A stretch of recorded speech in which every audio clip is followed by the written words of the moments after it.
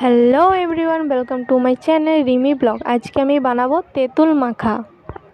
তেঁতুল মাখা বানানোর জন্য আমি নিয়ে নিচ্ছি একটা বাটিতে তেঁতুল, নুন, চিনি আর একটু জল। সকালে রোদে রেখে দিয়েছি, দুপুরে মাখা করব। তো বন্ধুরা, দুপুর হয়ে গেছে। এবার দুপুরে তেঁতুল মাখা করার জন্য আমি তেঁতুলের বাটিটা নিয়ে বসে গেছি। তো তেঁতুলগুলো ভালো করে গলে গেছে রোদে। তো এবার আমি মাখা করার জন্য একটা একটা করে তেঁতুল নিয়ে ভালো করে সব চটকে নেব। বন্ধুরা, এখনও মাখা বাকি আছে। আমি এখন মাখছি, কিন্তু আমার তাও দেখে অনেক জিভে জল আসছে। এখনই মনে হচ্ছে খেয়ে নিই, কিন্তু না, পুরোটা হোক তারপরে খাবো। তো বন্ধুরা, এখানে লঙ্কাটা দিয়েও আমি চটকে নিচ্ছি, তবে টক, ঝাল, মিষ্টি সব ফ্লেভারটাই আসবে। চিনি নুন তো আগে দিয়েই দিয়েছি, আর দেবো না।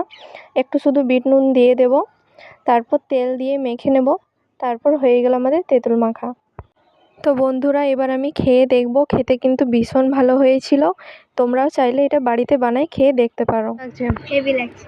আমার তো কেমন লাগছে দারুণ তোর? হেভি।